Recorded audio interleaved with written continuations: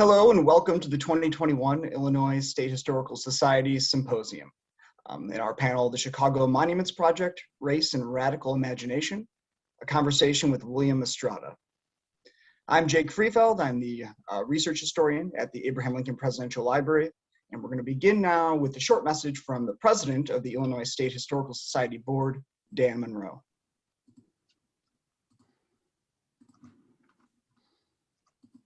Welcome to the 2021 Symposium of the Illinois State Historical Society. I'm Dan Monroe, President of the Society and Associate Professor of History at Millikan University.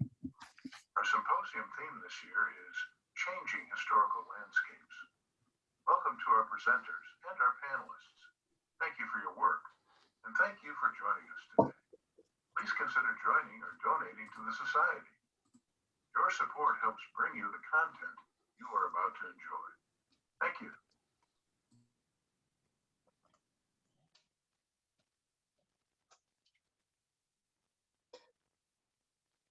Thank you to Dan Monroe. Before we get started, as we wait for the last straggling audience members to hop in our virtual room, just like to remind you about a couple things.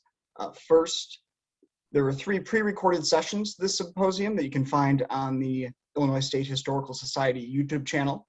And if you find that you're really enjoying the symposium this year and are wondering how you can get more great Illinois history content, the best way to do that while supporting the Historical Society is to become a member.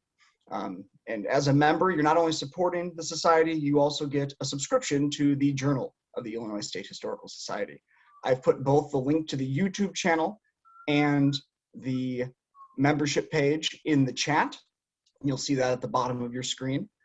And as we go on in our the symposium today and in this session, you'll notice a Q&A box at the bottom of the screen. And as the conversation proceeds, feel free to put your questions in there. We'll get to them at the end of the conversation.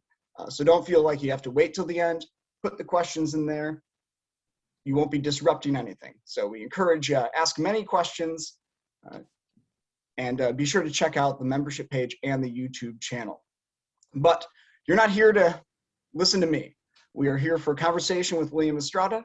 So I'm going to introduce our moderator and then step out of the way. Our moderator today is Hinda Seif, who is Associate Professor of Women and Gender Studies at the University of Illinois at Springfield and a member of the faculty board at the University of Illinois Press and a research associate at UC San Diego's Center for Immigration Studies. She's currently researching and writing about the ways that women artists of Mexican ancestry are reimagining Chicago and claiming public space in the city. With Nicole Marroquin, she is working on a book project that envisions Chicago history from the 1950s through the 1990s through the photographs and life of queer Chicana Mexicana artist Diana Solis. Hinda, the floor is yours. Thank you. Thank you so much, Jacob. It's certainly my pleasure to be moderating the first live event of the Illinois State Historical Society Spring Symposium. I'm so impressed by the lineup, and I would encourage everyone here to attend some other panels, as I will. And also, if you have friends who couldn't make it today, this is going to be recorded. So you can tell them about it and how to watch it later. However, we will have a Q&A. So we're hoping that you'll have questions. You can put them in the Q&A in the chat box. Oops. Sorry about that. And you can also, yeah, I think the chat box is probably the best way to ask questions. We're going to be talking about the Chicago Monuments Project and also William Estrada's work. And I'm going to say a bit about him. We're really lucky to have him here today. William Estrada has a BA and MA from the School of the Art Institute of Chicago and is currently a member of the advisory committee of the Chicago Monuments Project. He was born to immigrant parents and grew up assembling memories in California, Mexico, and Chicago.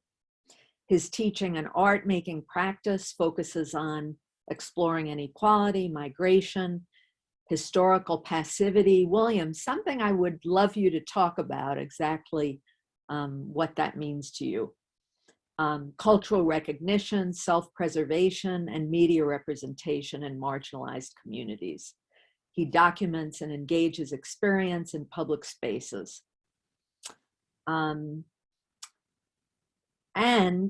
He has worked with institutions including Telpochkali Elementary School and Chicago's Little Village neighborhood, Chicago Arts Partnership in Education, Hyde Park Arts Center, Marwin Foundation, Urban Gateways, DePaul University's College Connect program, the Graffiti Institute, the School of the Art Institute of Chicago, and he's been doing some really fascinating work with the Prison and Neighborhood Art Project.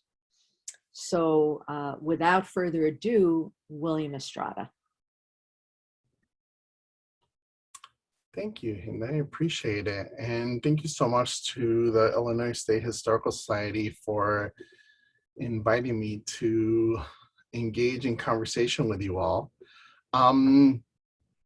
So when Hinda reached out to me and asked me if I could, engage in a discussion around the Chicago Monuments Project, I was extremely excited, first of all, because I've been really excited about the process and the conversations that we've been engaging with as part of the advisory committee.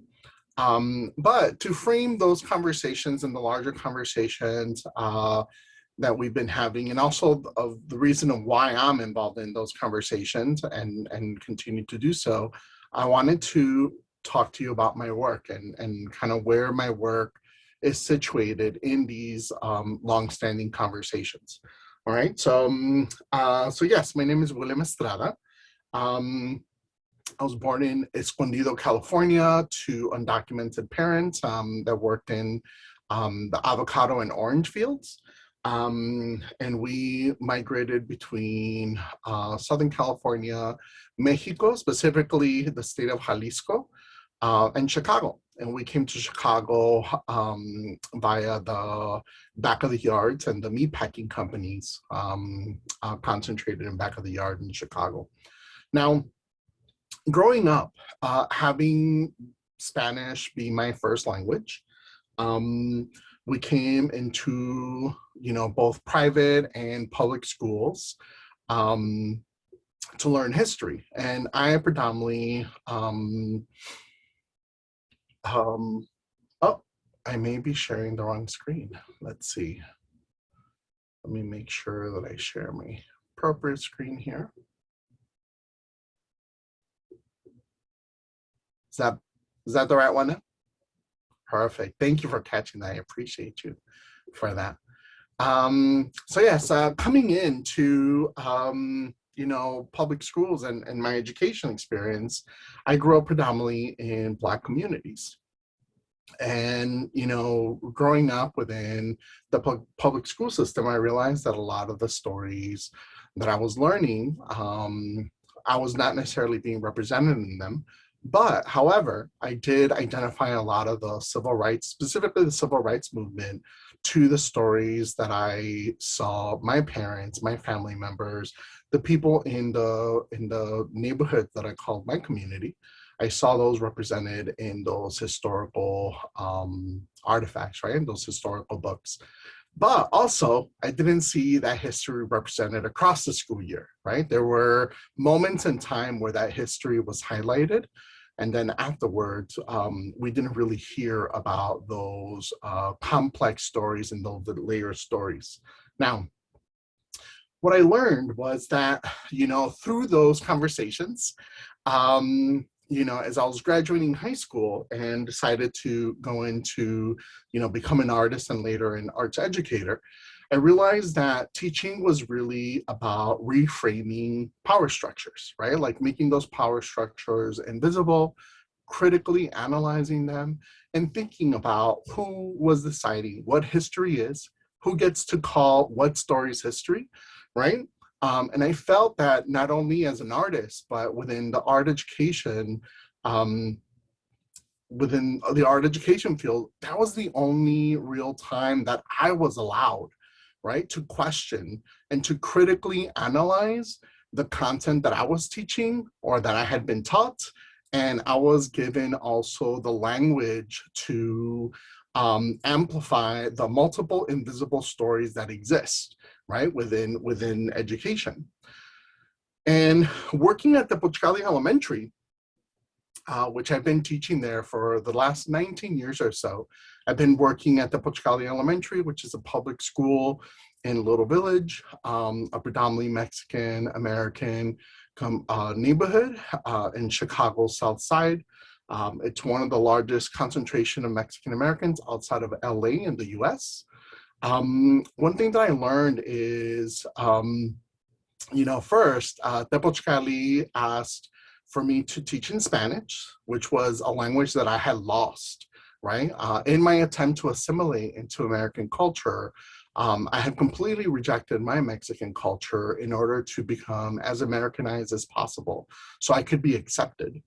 And in the process of working at the Pochcali, I had to reclaim Spanish as my language, and also I had to learn Mexican culture because I didn't really, Mexican culture was not something that I was taught.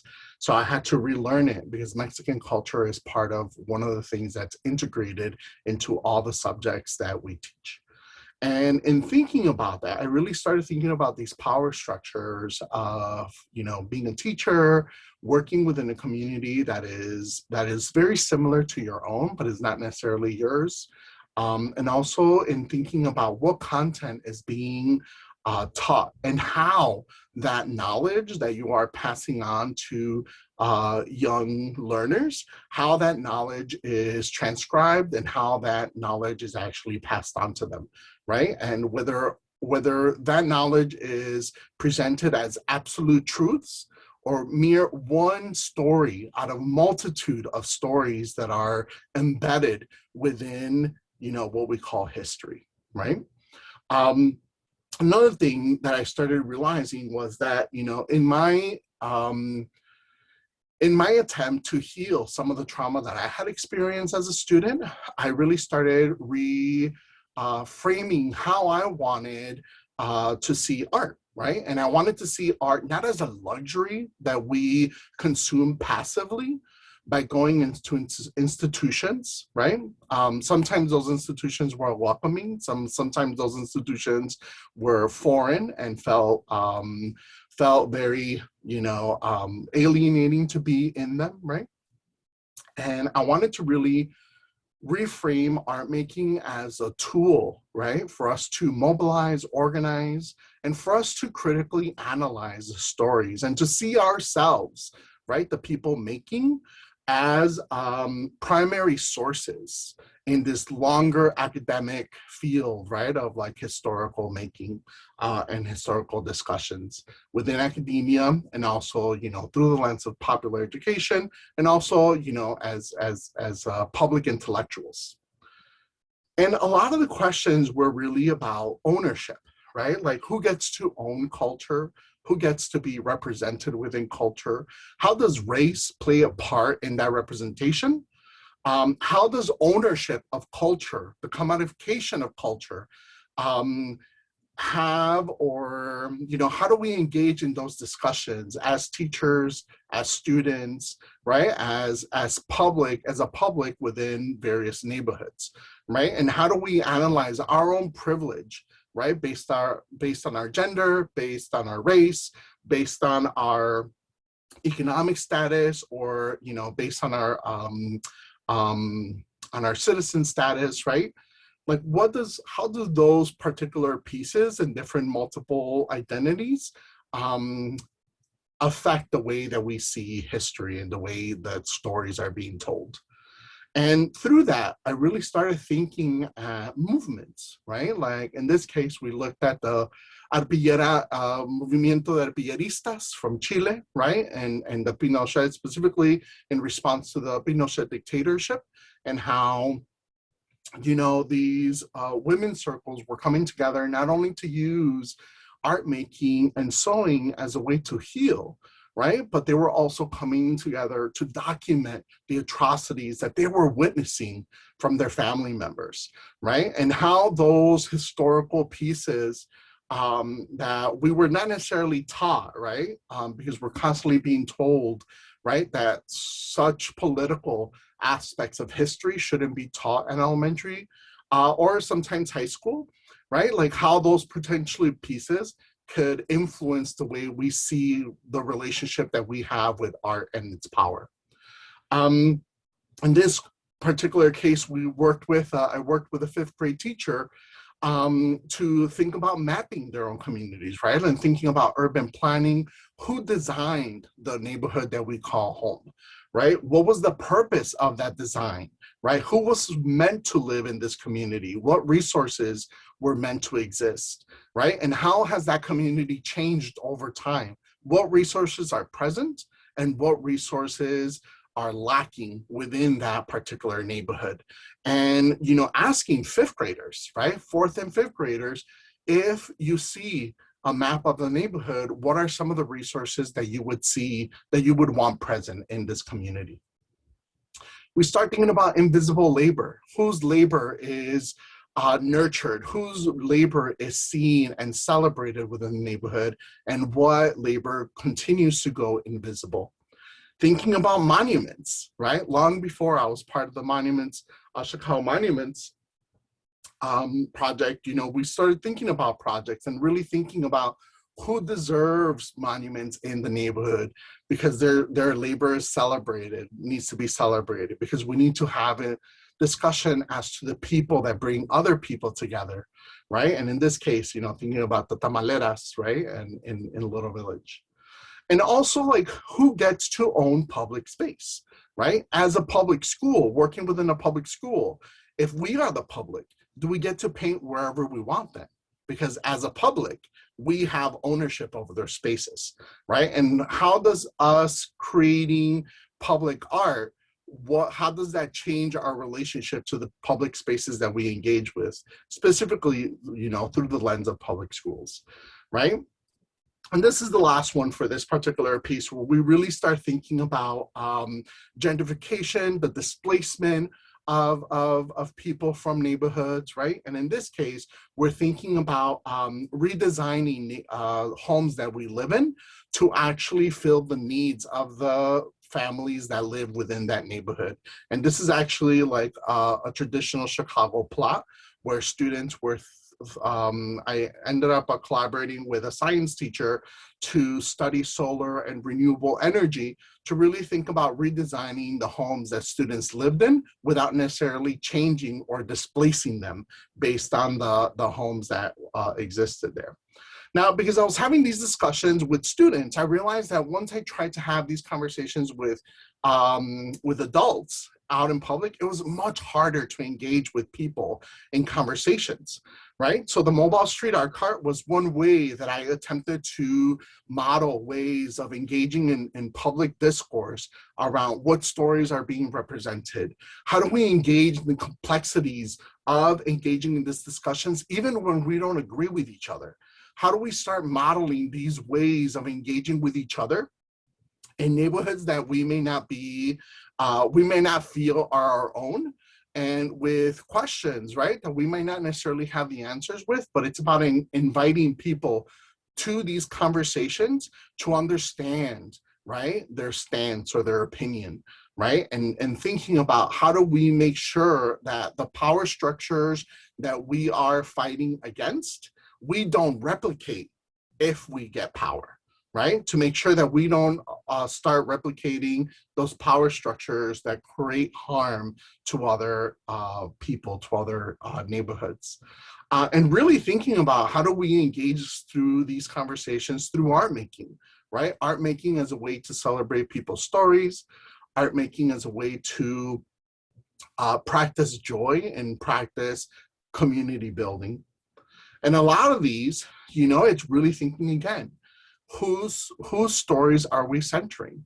whose stories do we begin to engage with, and whose voices are missing, whose stories are missing through these conversations. Now, a lot of the work that we've been doing is really about imagining possibilities, right? And it's not about cancel culture, it's not about right or wrong, but it's about engaging in civic conversations that honor the experiences of the multiple people that live within our cities, that live within our towns, that live in our nation or in our state, right? In this particular project, the Family Portrait Project, you know, we set up this mobile photo studio and we invite people to take their family portraits, not only as a way to document the rich diversity that exists in some neighborhoods, but also thinking about who gets to represent these neighborhoods, who gets to represent these stories of whole peoples, right? And part of my interest as an artist and educator is engaging in those discussions for us to become more elastic in our comfort zones and to really think about how are we engaging in conversations with people that we might not necessarily engage with on an everyday basis. And a lot of my practice as an artist and teacher is to go into communities and engage in these discussions with people to talk about how do you want to be represented, what voices are missing in this representation, and how do we start thinking about America's story as a multitude of stories, right, that are happening parallel to each other and not necessarily you know, separate from each other, right? And a lot of it's really, you know, acknowledging people's existence and acknowledging people's complexities, right, of what they call home, and, you know, and thinking about how someone's home, right, how those homes are similar to our experiences, and how can I make sure that the work that we do here, right, is based on a mutual reciprocity, right? So I'll stop here, but this is really the basic of a lot of the work that I do as a teacher and artist, right? Like, whose stories are missing from the main narratives that we hear and that we engage with. So I'm gonna stop sharing here and then I will start a conversation. Well, thank you so much, William. And obviously, you've been doing work for a long time that's very relevant to the Chicago Monuments Project. But I wanted to ask you, can you tell us a bit about your role on the Monuments Project Advisory Board and what you're hoping for from being part of the Monuments Project? Yeah, of course. I mean, my role is as an artist, right, where I'm part of the advisory committee. And, you know, we've been engaging in town hall meetings. We've been engaging in various public discussions as to, you know, what monuments mean to different people, right? Like, some people are very passionate about specific monuments. Other folks are, you know, a little bit less removed about like what the monuments mean and why they're there. You know, and I think other people are very vested in the complexities of what the monuments mean to them, right? I think my role is in getting people to talk more about these monuments, right? And what does public art mean, right? Like, what does public art mean?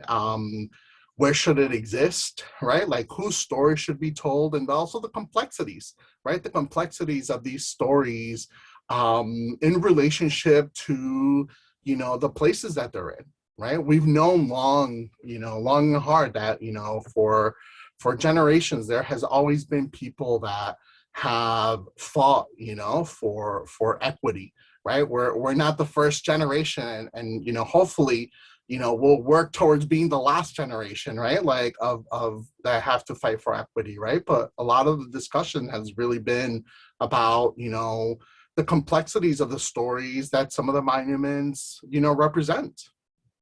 And I think my interest in engaging in these, in the, you know, in the committee work, Hinda, is really, you know, to have more people talk about it, right? And the complexities of what monuments exist and, what public art, what monuments will exist in the near future. Okay, great. Since it seems a little early in the process with the Monuments Project, but I'm wondering if you're already seeing anything that is really exciting that's going on, and or any real challenges that the project is facing. Yeah, I mean, I think I'll talk about the exciting part, and then I'll talk about the challenges, right? I mean, I think the exciting part is obviously that there's a lot of people that are really, vested in having these discussions and wanna have them, right? Like wanna have them in a very public way. I think that's been the most exciting, to really see people's passion, over the monuments, what those monuments means for them, what kind of monuments, what kind of public art they would like to see for the city to consider, right? Like as a nation, we're kind of, looking at these monuments and looking at public art and what it means. And that's been really exciting to see and hear from folks, right? Now, the challenging part of this is that, there's also a fear, right? There's also a fear of what it means for monuments to be critically analyzed. There's a fear of, who gets to make these decisions, right? And I think part of that is, that people are tend to think about, like, what does it mean for us to be erasing history, right? And I think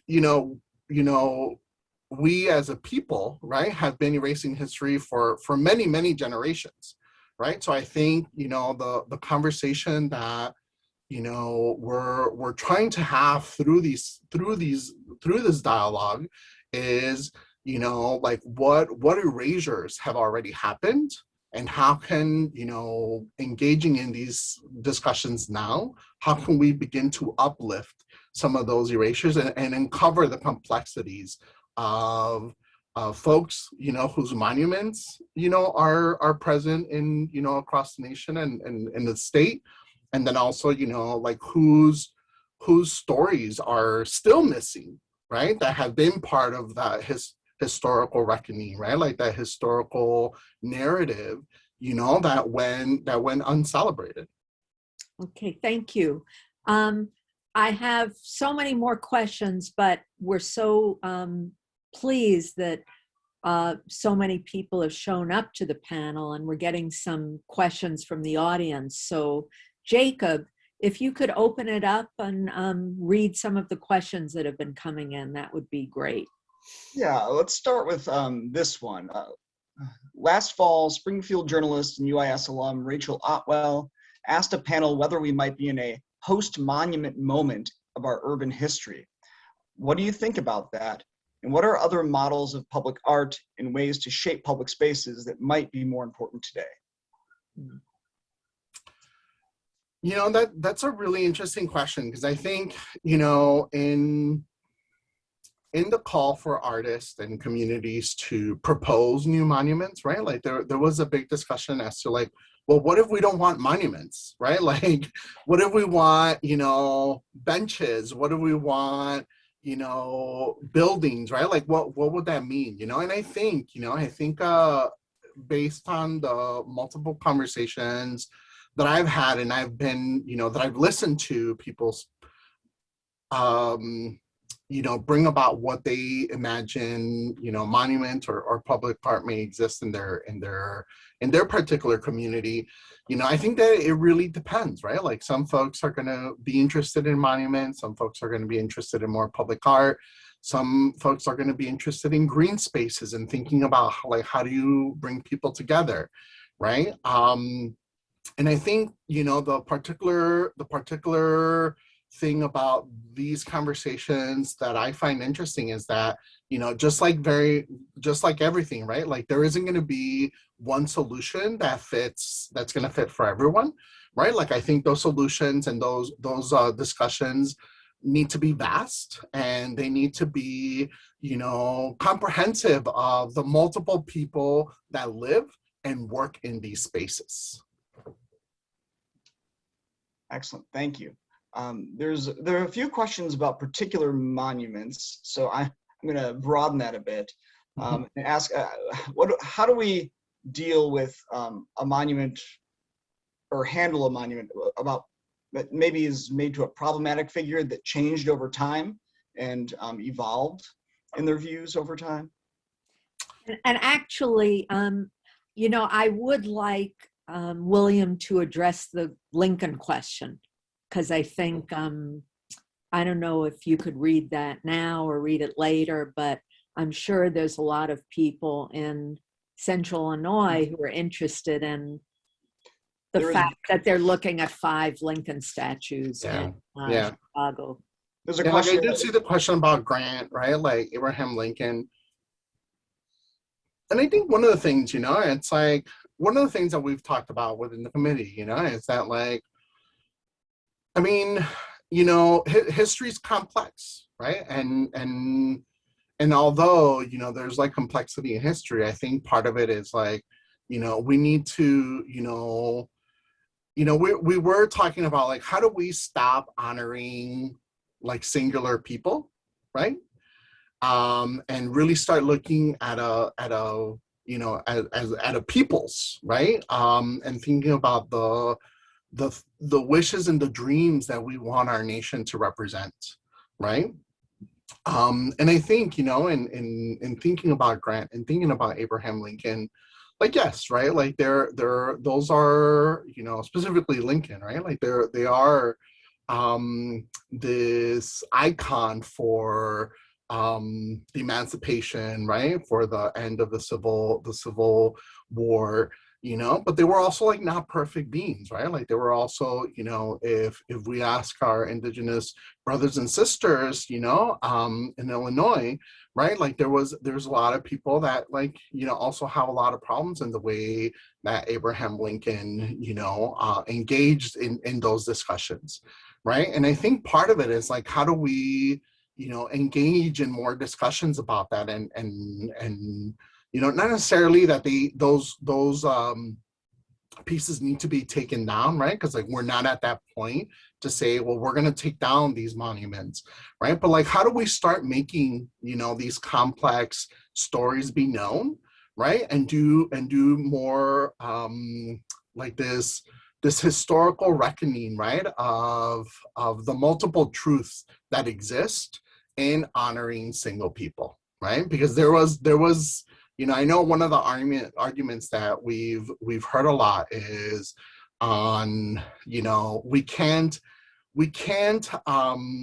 judge, folks that we have monuments for on the moral values, contemporary moral values, right? And I want to remind people, right, that there was always people that were against slavery, right? There was always people that were against racism, right? We were engaging in people were engaging in these discussions, and fighting for equity, right? From the very beginning of the history of this nation, and I think one of the things that we have to also remember, right, is that there was a nation that already existed, right, before the Mayflower arrived to this land. And I think we need to engage in a broader conversation as to what the monuments and the people that we choose to honor, like what does that say about our history, and who we choose to embrace as leaders for the future that we want to build collectively.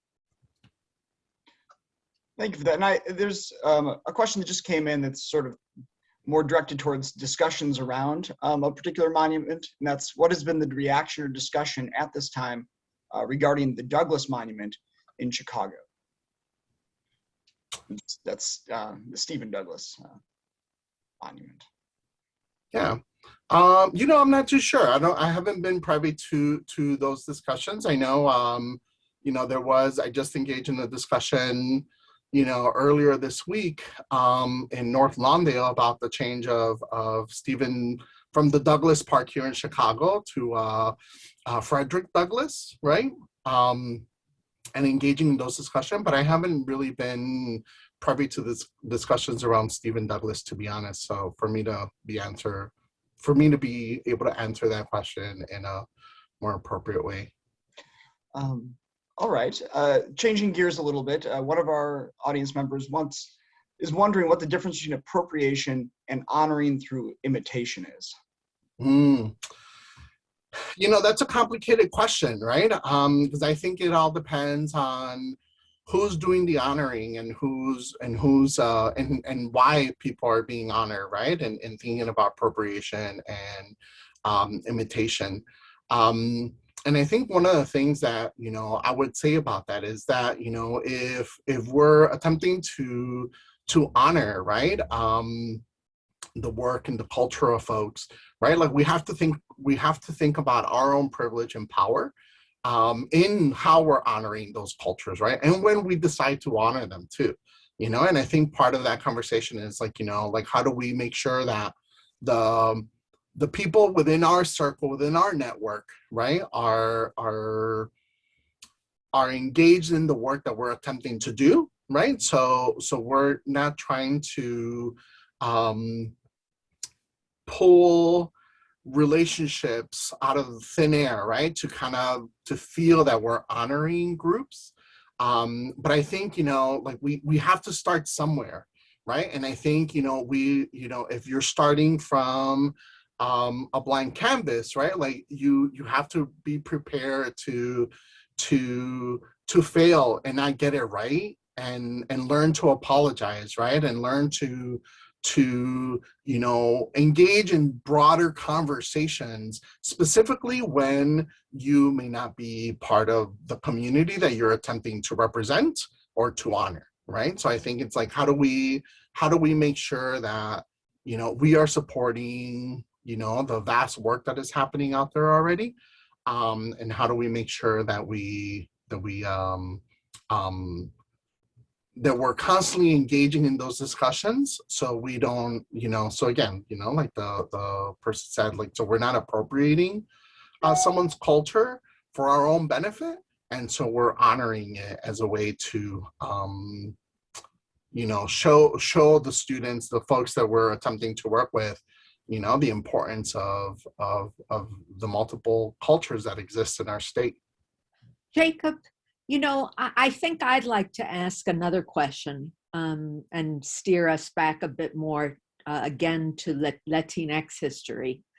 There may be, I'm sure there are people who know about this who are attending, and there may be people who don't know about this, but there's actually been significant destruction and erasure of some Latinx histories just over the last couple of years, even during the Year of Public Art in Chicago. Mm-hmm. One of the most significant historical buildings, Casa Azatlan in Pilsen, was bought by developers, and then the historic murals were painted over and then painted again. It's a little complicated. And I'm working with, as I said, some women artists, some Latina artists, and one of them, Sandra Antangiorgi, is a wonderful Puerto Rican muralist. One of her co-painted murals was painted over by the city of Chicago. I think I read in error by the city. And this is only 2 instances, but I'm wondering if William could speak a bit, given that I think almost 48% of the children in the Chicago public schools are Latinx. Where do you see, do you feel that there's enough public representation of Latinx history in Chicago? And what are your thoughts on where public Latinx history needs to go in the city? Mm-hmm. I mean, that, like, no, there isn't, right? Like, there definitely isn't enough representation of Latinx history, you know, within our education system, you know, either here in, you know, in Chicago, in the state of Illinois, or in many other school districts across the nation, right? You know, but I wanna complicate that a little bit more, right? Because I think, you know, what was it? Like the Illinois Senate just passed the Teach Act, right? The Asian American history, like to teach Asian American history in public schools. And I think, you know, the piece about that is that, I'm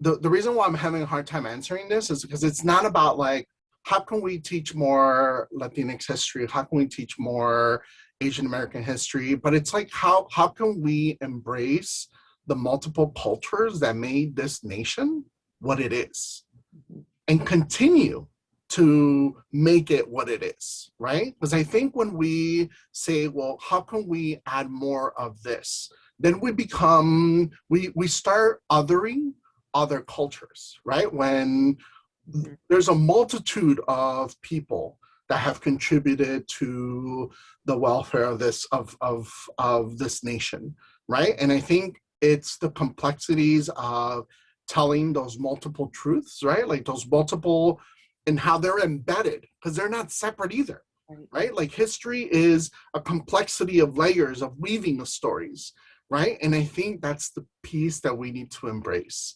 right? And it's not about like, oh, I'm going to teach, you know, women's history this month, Black history this month, you know, Latinx history this month. But it's like, you know, it's part of our historical record, right? It's just that those stories were not documented, and now they're being unearthed, right? They're being researched. They're being treated, you know, as the intellectual academic pieces that they are, right? And I think it's our duty, and I think it's our responsibility to talk about the complexities of history, right? Because Hinda, like, I don't want you know, in 50 years, right? I hope that we are not having a discussion of like whose story is being left out now, right? And really start embracing the complexities of the multiple stories that we need to be engaging with. Because I think that's what ends up happening, right? Like the moment that we start focusing on the importance of one group, right? Then we start leaving other groups out. And I think it's really important that we start having those multiple conversations. Although I know it's also more complicated, right? But history is complicated already anyway, right? And I think it's our responsibility, right, to start seeing the weaving of history as what it is, and telling the multiple stories that are happening at the same time, you know, through that lens. I think we have time for one more question. There's a really good tie-in question to what you were just discussing, so we'll end with that one. From someone who supports professional development for social studies educators, they're often surprised by how unwilling some of these educators are to embrace the notion of multiple truths and missing stories when considering how we teach the past. When you encounter similar attitudes, how do you address them? You know, I think one of the things is that we also have to be ready to unlearn, right? Like to unlearn the things that we've been taught are absolute truths. And I'll be honest, you know, it can be very scary, right? It can be very scary to think that everything that you've learned is only partially true. And we're essentially asking people to reevaluate their whole livelihood, right? Like their whole lived experience, and to think about like what pieces are missing from there.